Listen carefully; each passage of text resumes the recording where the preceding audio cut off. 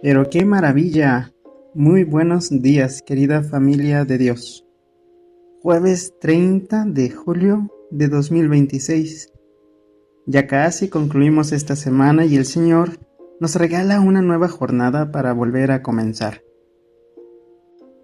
Sean bienvenidos, bienvenidas a este canal, especialmente para quienes se van uniendo, se van pasando la voz y poder, como comunidad, reflexionar el Evangelio que busca en todo momento dialogar con la vida cotidiana.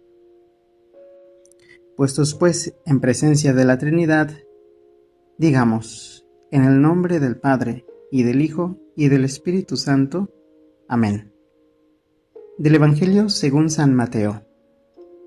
En aquel tiempo Jesús dijo a la multitud: El reino de los cielos se parece también a la red que los pescadores echan en el mar, y recoge toda clase de peces. Cuando se llena la red, los pescadores la sacan a la playa y se sientan a escoger los pescados. Ponen los buenos en canastos y tiran los malos. Lo mismo sucederá al final de los tiempos. Vendrán los ángeles, separarán a los malos de los buenos y los arrojarán al trono encendido. Allí será el llanto y la desesperación. ¿Han entendido todo esto? Ellos le contestaron sí. Entonces él les dijo: Por eso todo escriba instruido en las cosas del reino de los cielos es semejante al padre de familia que va sacando de su tesoro cosas nuevas y cosas antiguas. Y cuando acabó de decir estas parábolas, Jesús se marchó de allí. Palabra del Señor. Jesús vuelve a hablarnos con una parábola tomada del trabajo cotidiano de los pescadores. Él sabía que el reino de Dios se entiende mejor cuando se contempla la vida real. No utiliza conceptos abstractos ni teorías complicadas. Mira el lago, observa una red y desde ahí revela un misterio eterno. El reino de los cielos se parece a una red que los pescadores echan al mar y recoge toda clase de peces. Detengámonos en esa expresión. Toda clase de peces. No unos sí y otros no. Toda clase. La primera acción de Dios nunca es excluir, es reunir. Antes del juicio aparece la misericordia, antes de la separación aparece la invitación. Antes de cualquier discernimiento aparece una red abierta que abraza a todos. Qué diferente resulta esto de nuestra cultura digital. Hoy los algoritmos clasifican continuamente. Analizan nuestros gustos, nuestros hábitos, nuestras búsquedas y comienzan a construir burbujas donde casi siempre terminamos escuchando únicamente aquello con lo que ya estamos de acuerdo. Poco a poco dejamos de encontrarnos con quien piensa distinto. Es decir, el algoritmo separa. Pero el reino comienza reuniendo. También las redes sociales funcionan muchas veces como tribunales instantáneos. Una publicación basta para etiquetar a una persona. Un error puede convertirse en una identidad permanente. La cultura de la cancelación clasifica rápidamente entre buenos y malos, exitosos y fracasados, aceptables e inaceptables. Jesús propone exactamente el camino contrario. Primero todos entran en la red, después llegará el discernimiento. Qué importante resulta esta pedagogía para nuestro tiempo, porque Dios jamás comienza preguntando quién merece ser amado.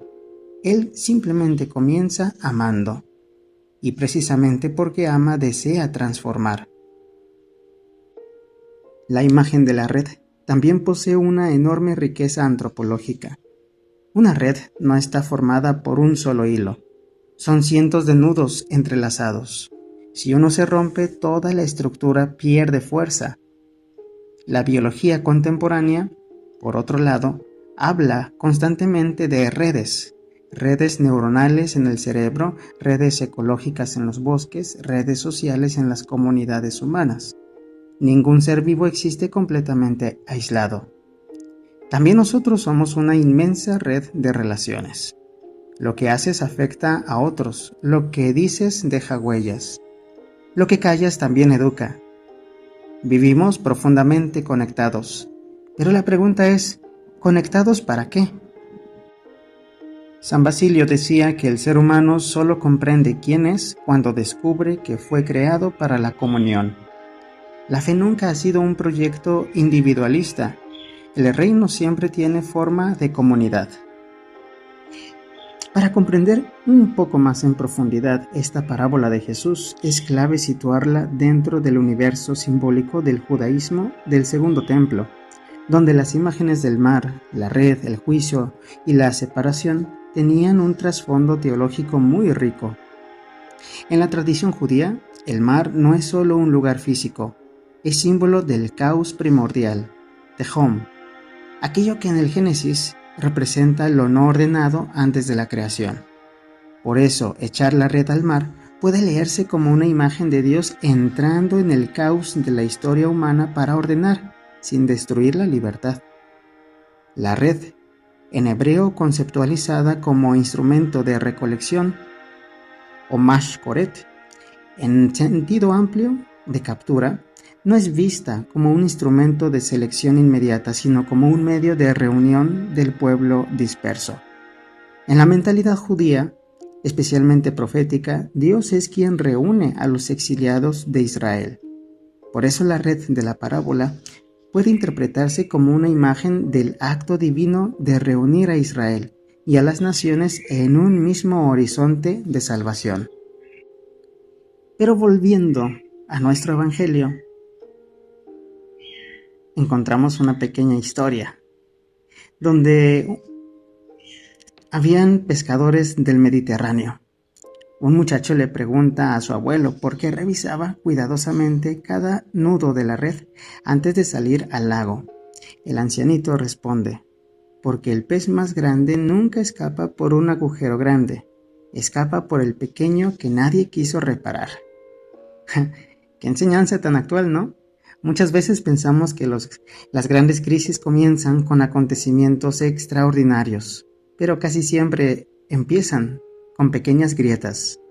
Una conversación que dejamos de tener, una mentira que justificamos, un resentimiento que alimentamos, un silencio que nunca sanamos.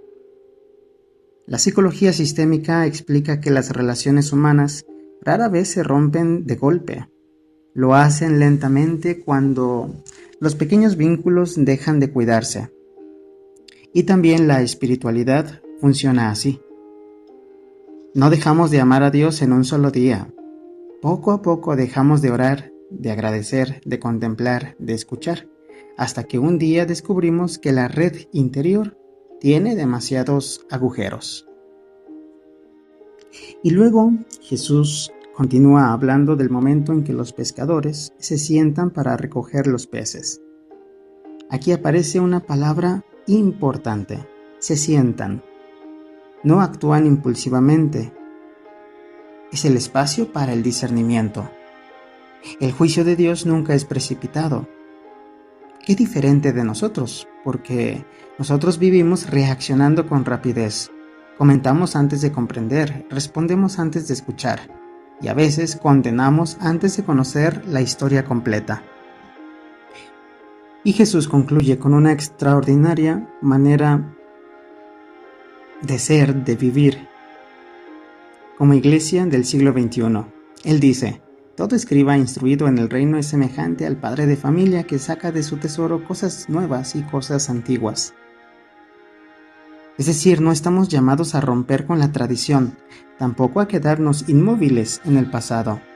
El discípulo auténtico sabe custodiar el tesoro antiguo y al mismo tiempo descubrir maneras nuevas de anunciarlo. Como decía San Vicente de Lenis, quien decía que la fe debe consolidarse con los años, desarrollarse con el tiempo y profundizarse con la edad, permaneciendo siempre la misma en su identidad. La tradición no es un museo, es un árbol. Las raíces permanecen, las ramas siguen creciendo y quizá esta sea también nuestra misión como evangelizadores en la era digital. No cambiamos el Evangelio, cambia nuestro lenguaje para que el Evangelio siga encontrando corazones. Utilizar la inteligencia artificial, claro, sin perder la inteligencia espiritual. Habitar las redes sociales sin dejar que ellas gobiernen nuestra identidad. Crear contenido que no solo entretenga, sino que acompañe, sane, cuestione y conduzca al encuentro con Cristo. Así pues, ¿estoy construyendo puentes o levantando etiquetas? ¿Qué pequeños agujeros necesita reparar hoy la red de mis relaciones? Sé discernir antes de reaccionar. ¿Estoy aprendiendo cosas nuevas sin olvidar el tesoro antiguo de mi fe? Señor Jesús, pescador de la humanidad, gracias porque tu red sigue recorriendo los mares de nuestra historia, buscando a cada persona con infinita paciencia. Enséñanos a vivir en comunión, a reparar los vínculos rotos y a construir comunidades donde nadie se sienta descartado. Danos un corazón capaz de discernir sin condenar, de anunciar la verdad con misericordia y de custodiar el tesoro del Evangelio con creatividad y fidelidad. Y la bendición de Dios Todopoderoso, Padre, Hijo y Espíritu Santo, descienda sobre ti y sobre todos aquellos que te acompañen en este día y permanezca para siempre. Amén. Hasta pronto.